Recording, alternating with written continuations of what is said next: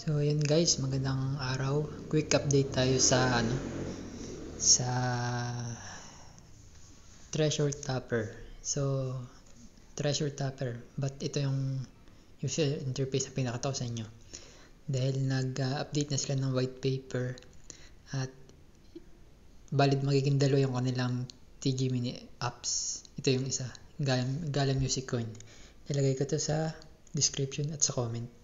Tingnan nyo lang. So, ang gagawin to, parang tulad lang din to ng Treasure Topper. Yan, yung mga user interface niya, may rewards. Tapos dito, meron na siyang of wallet. Yan. Ito yung pinakang pwede ka rin ditong maka-earn ng Gala. Yung token ng Treasure Topper, yung $3. Yan, importante to kasi makakuha dito ng $3 o yung token ng Treasure Topper. So what is TRES? TRES is the official token created by Gala Games which incentivizes the growing ecosystem of Telegram mini apps. So bale yun nga, yung $3 ay magkakaroon ng 100 billion tokens.